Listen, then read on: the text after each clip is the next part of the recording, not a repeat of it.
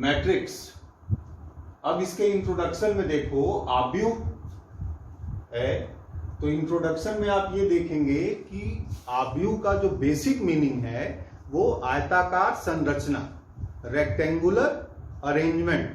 किसका आप rectangular arrangement करेंगे? अब मैथ में आपके पास एलिमेंट है, नंबर होंगे या तो फलन होंगे, तो नंबर संख्याओं या फलनों के आयताकार संरचना को मैट्रिक्स बोला जाएगा। अब सामान्य जीवन में आप देखते होंगे कि जो प्लान करके पौधे लगाए जाते हैं तो उसमें भी संरचना को आयताकार रखा जाता है और डिस्टेंस जो है पेड़ों या पौधों के बीच का डिस्टेंस जो है वो बराबर रखते हैं। तो इसमें मैट्रिक्स जो है एक आयताकार संरचना है। पहला बेसिक चीज ये समझो कि जैसे समुच्चय के बारे में आपने 11th में पढ़ा था, उसी तरह से यहां पे इंट्रोडक्शन में आपका पहला टॉपिक मैट्रिक्स है। तो इसका मीनिंग क्या है? तो मीनिंग इसका ये निकलेगा कि ये एक आयताकार संरचना है।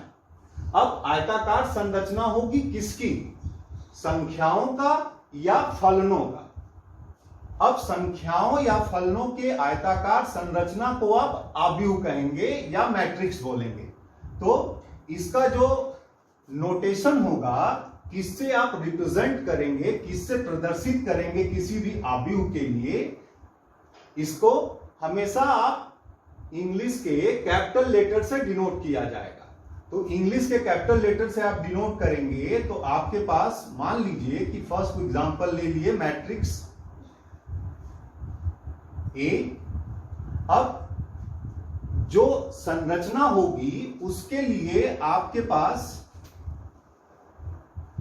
तीन तरह के जो ब्रैकेट आप जानते हैं, उन तीनों तरह के ब्रैकेट को यूज किया जाता है।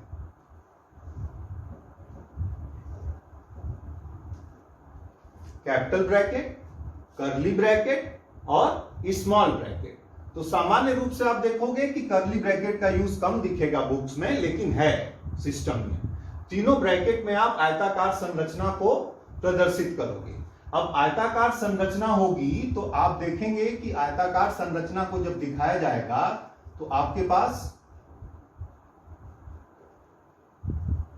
क्षैतिज दिशा में और ऊर्ध्वाधर दिशा में, हॉरिजॉन्टल और वर्टिकल, इसमें आप अवयव को व्यवस्थित करेंगे। अब इसमें जब आप अवयव को व्यवस्थित करेंगे तो यहां पे एक सामान्य एग्जांपल ले लीजिए।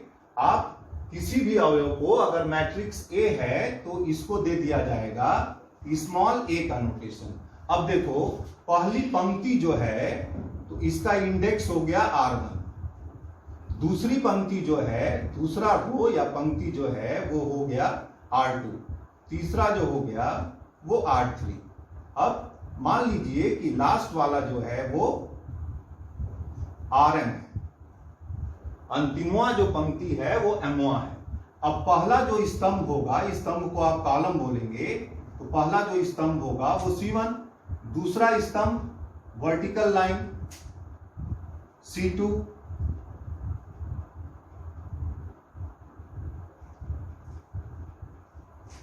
देन C3, फर्दर बढ़ाओगे तो ये आएगा C4।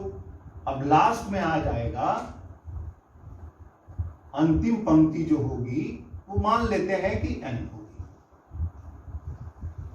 अब इसमें आप अवयव को व्यवस्थित करोगे।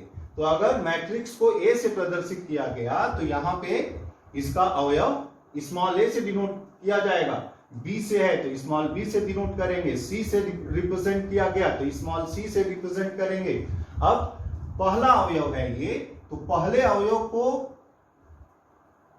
के स्थिति को किससे बताएंगे? तो आपको बताना होगा कि ये कहां का अवयव है। तो इसके लिए आपको इसके रो और कॉलम के नंबर को लिखना पड़ेगा।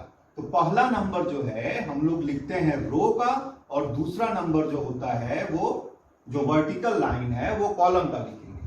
तो फर्स्ट अवयव हो गया A11। अब इसी रो का दूसरा अवयव तो ये दूसरे स्तंभ में आ जाएगा। रो तो पहला ही चल रहा है, देखो क्षैतिज रेखा पहली है, अब इसमें जितना अवयव लिखना है क्या बढ़ेगा, कॉलम बदलता जाएगा। दूसरा लिखेंगे A12, तीसरा लिखेंगे A13, और अगर लास्ट वाला जाके अगर आप लिखते हैं तो A1N हो जाएगा। अब आप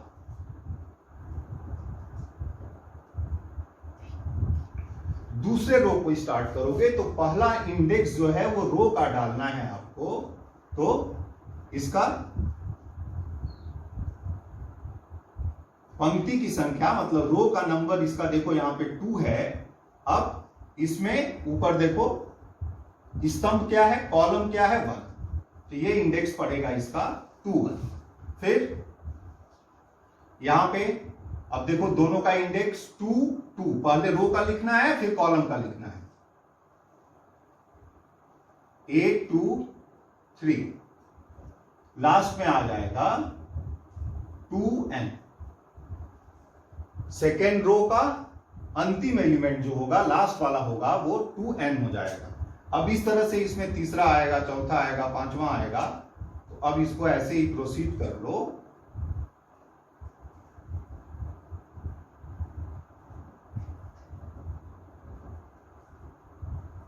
तो लास्ट वाले को हम लोग लिखेंगे। अब देखो इसमें रो का नंबर है M, तो इस और कॉलम का नंबर है 1, तो इसमें जो पहला एलिमेंट होगा M1 होगा। फिर दूसरा अवयव इसका जो होगा वो M2। इसको देखिए आप, रो का नंबर M है और कॉलम का नंबर जो है वो 2 है। तीसरा जो होगा वो M3 होगा, और जो लास्ट वाला आ जाएगा वो MN हो जाएगा। तो ये आपकी आयताकार संरचना हो गई, रेक्टेंगुलर अरेंजमेंट हो गया। इसमें आप इस बात का विशेष ध्यान रखेंगे कि अवयव के बीच में कहीं पे भी कॉमा नहीं यूज करते हैं। जब आप किसी मैट्रिक्स को देखेंगे तो अवयव के बीच में ये पहला दूसरा, तो गैप को इस तरह से रखें आप कि आपको ये लगे कि ये पहला है, ये दूसरा है, ये तीसरा है, लेकिन कॉमा का उपयोग इसमें नहीं किया जाएगा मैट्रिक्स में। अब जब ये मैट्रिक्स यहां पे लिख लिया तो यहां पे आप लिखेंगे इसकी रो और कॉलम की संख्या को। तो इसमें कितने रो हैं, R1 से लेके Rm तक गया है तो M है, और दूसरा जो है वो N है।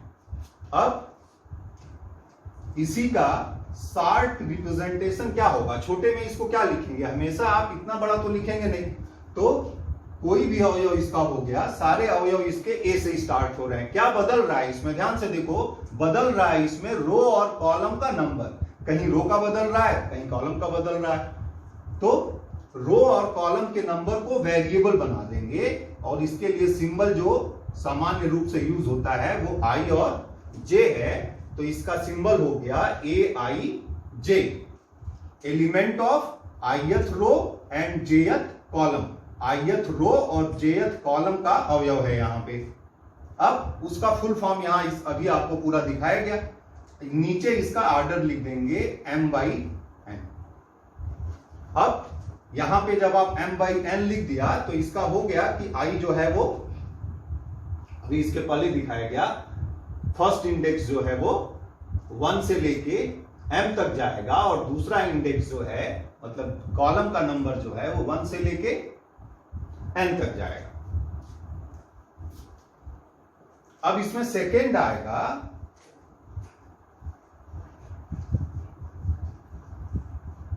Order of a matrix. किसी मैट्रिक्स की का ऑर्डर, सामान्य भाषा में इसकी कोटि या साइज। तो जैसे हम लोग यहां पे अरेंजमेंट व्यवस्थित किए अवयवों को, तो ये एक संरचना है, इस संरचना को हम लोग यूज करेंगे फर्दर, लेकिन इस संरचना का बेसिक कॉन्सेप्ट यही है कि आयताकार संरचना में आप अवयव को लिखिए। अब जो अवयव होंगे उनको आप स्पेसिफाई करेंगे, बताया जाएगा कि ये अवयव कहां से बिलोंग करता है। तो ये जो नंबर लिखा गया है वो इंडिकेट करेगा कि कौन सा अवयव कहां से बिलोंग करता है। अब इसका जब सामान्य निरूपण होगा तो अवयव जो है वो दोनों बदल रहे हैं इसमें, तो यहां पे वेरिएबल i और j लिखा जाएगा और इसका साइज लास्ट में लिख देंगे, पहले ही बताया गया m/n। यहां पे आपको लिखना होगा कि i का वैल्यू 1 2 3 कहां तक जाएगा, m तक जाएगा, और j का वैल्यू 1 2 3 से लेके n तक जाएगा। तो ये इसका ऑर्डर हो गया मैट्रिक्स का। तो इस तरह के किसी भी संरचना को हम लोग व्यू करेंगे और इसका ऑर्डर हो गया। That's all.